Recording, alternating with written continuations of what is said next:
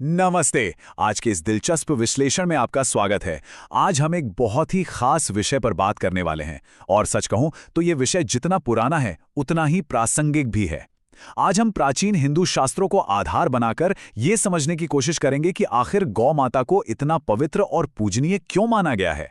तो चलिए इस दिव्य शारीरिकी के पीछे के रहस्य को डिकोड करते हैं। तो चलिए सीधे मुद्दे पर आते हैं।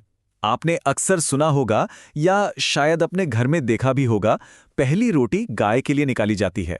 कहने को तो ये एक बहुत ही साधारण सी बात है, एक रोजमर्रा की आदत है, लेकिन जरा सोचिए, सदियों से चली आ रही ये परंपरा हमें क्या बताती है।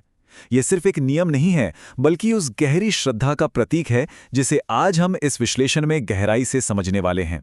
आज हम जिन मुख्य बिंदुओं पर चर्चा करेंगे वो हैं, पहला, गाय की पवित्र स्थिति। दूसरा, गाय के भीतर देवी देवताओं का वास। तीसरा, इस पूरी मान्यता की उत्पत्ति कैसे हुई। चौथा, भक्ति से मिलने वाले आध्यात्मिक फल।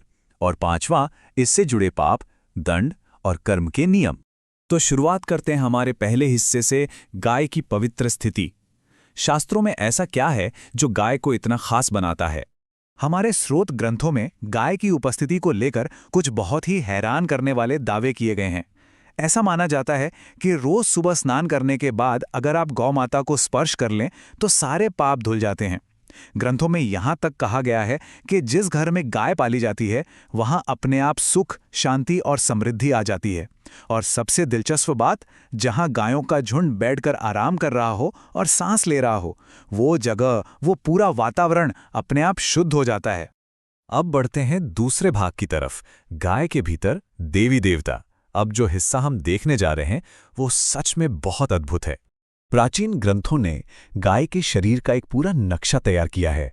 जरा सिर और चेहरे वाले हिस्से पे गौर कीजिए। मान्यता है कि गाय के मुख में साक्षात चारों वेद बसते हैं। उनके सींगों में भगवान शिव और मस्तक पर सृष्टि के रचयिता ब्रह्मा जी विराजमान हैं। अगर हम आंखों की बात करें तो वहां सूर्य और चंद्र का वास है। जीभ पर ज्ञान की देवी सरस्वती और कानों में अश्विनी कुमार हैं। मतलब सृष्टि की जो सबसे मूलभूत शक्तियां हैं वो सब यहीं मौजूद हैं। आइए इस शरीर रूपी ब्रह्मांड में थोड़ा और नीचे चलते हैं। पेट यानी उदर में भगवान कार्तिकेय हैं, पीठ पर यमराज और दाहिने हिस्से में जल के देवता वरुण और धन के देवता कुबेर का वास है। आप यकीन मानेंगे, ग्रंथों के अनुसार पिछले खुरों में अप्सराएं और पूंछ में पवन पुत्र हनुमान जी भी निवास करते हैं। एक ही शरीर में इतनी सारी दिव्य शक्तियों का एक साथ होना वाकई कल्पना से परे है। और देखिए, बात सिर्फ शरीर के अंगों पर आकर नहीं रुक जाती। गाय से जुड़ी हर चीज को पवित्र माना गया है। कहा जाता है कि गोबर में माता लक्ष्मी का वास है और गोमूत्र में साक्षात गंगा जी हैं। गाय के दूध में रोगों से लड़ने वाला स्वर्ण तत्व यानी सोने का अंश माना गया है। और तो और, गाय के पैरों की जो धूल होती है ना, उसका तिलक लगाना किसी तीर्थ में स्नान करने के बराबर पुण्य देता है। अब इतना सब जानने और सुनने के बाद आपके मन में भी ये सवाल जरूर आ रहा होगा कि आखिर ये सारे के सारे देवी देवता एक ही स्थान पर यानी एक गाय के ही शरीर में कैसे आ गए। चलिए इस रहस्य से भी पर्दा उठाते हैं हमारे तीसरे भाग में, इस सभा की उत्पत्ति। इसके पीछे एक बहुत ही रोचक पौराणिक कथा है। कथा कुछ यूं है कि एक बार सारे देवी देवता ब्रह्मा जी के पास पहुंचे। उन्होंने शिकायत की कि हम सब हमेशा अलग अलग रहते हैं, हमें कोई ऐसी जगह चाहिए जहां हम सब एक साथ रह सकें।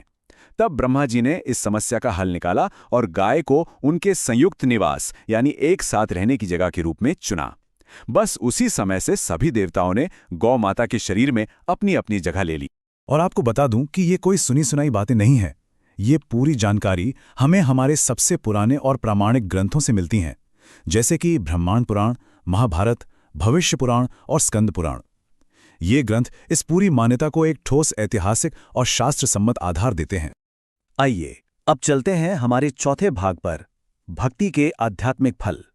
अब तक हमने मान्यताएं देखीं, अब देखते हैं कि रोजमर्रा की जिंदगी में लोग जो उपाय करते हैं उनके क्या फल मिलते हैं। ग्रंथों में भक्तों के लिए कई बड़े ही विशिष्ट उपाय बताए गए हैं। जैसे एक बहुत आम मान्यता है कि अगर आप अपनी हथेली पर थोड़ा सा गुड़ रखकर गाय को चटाते हैं तो आपका सोया हुआ भाग्य जाग जाता है। अगर आपका कोई काम लंबे समय से अटका हुआ है तो गाय के कान में अपनी परेशानी फुसफुसाने से वो काम बन जाता है। नवग्रहों की शांति के लिए खास तौर पर काली गाय की पूजा होती है और किसी की बुरी नजर उतारने के लिए गाय की पूंछ से झाड़ा लगाया जाता है। हर एक उपाय का अपना एक सटीक लक्ष्य है। यहां शास्त्रों में एक और जबरदस्त बात कही गई है, जरा ध्यान दीजिएगा। बड़े बड़े तीर्थों में नहाने, कठिन उपवास रखने, ब्राह्मणों को भोजन कराने और बड़े बड़े यज्ञ करने से जो पुण्य मिलता है, वो सारा का सारा पुण्य केवल गाय को हरी घास या चारा खिलाने भर से मिल जाता है। सोचिए, एक छोटे से कर्म में कितना बड़ा आध्यात्मिक लाभ छिपा है। अब हम अपने विश्लेषण के 5वें और आखिरी पड़ाव पर हैं, पाप, दंड और कर्म। क्योंकि जहां इतने सारे पुण्यों का जिक्र है, वहां कर्म के दूसरे पहलू को समझना भी जरूरी है। तो यहाँ ग्रंथों का नियम एकदम साफ और बेहद सख्त है। जहाँ एक तरफ गौशाला बनवाने जैसे अच्छे कर्म करने वालों को स्वर्ग और अच्छे कुल में जन्म लेने का फल बताया गया है, वहीं दूसरी ओर अगर कोई किसी प्यासी गाय को भगाता है या उसे मारता है तो उसे अपनी माता को पीटने के बराबर का घोर पाप लगता है। ऐसे कर्मों का परिणाम नरक और अगला जन्म पशु योनि में बताया गया है। कर्मों का यह हिसाब किताब बहुत स्पष्ट है। तो इस पूरी चर्चा और विश्लेषण के बाद एक बहुत ही गहरा सवाल हमारे सामने आता है। प्राकृतिक दुनिया में दिव्यता को देखने का ये जो हमारा नजरिया है, ये जानवरों के प्रति हमारे मानवीय व्यवहार को कैसे आकार देता है? जरा सोचिए, क्या एक जानवर के भीतर पूरे ब्रह्मांड और सभी देवी देवताओं को देखने की ये भावना जानवरों और प्रकृति के प्रति हमारी जिम्मेदारी को हमेशा के लिए नहीं बदल देती? इस सवाल के साथ आज मैं आपको यहीं छोड़ता हूं। इस पर जरूर विचार कीजिएगा। आज के इस विश्लेषण में मेरे साथ जुड़ने के लिए आपका बहुत बहुत शुक्रिया।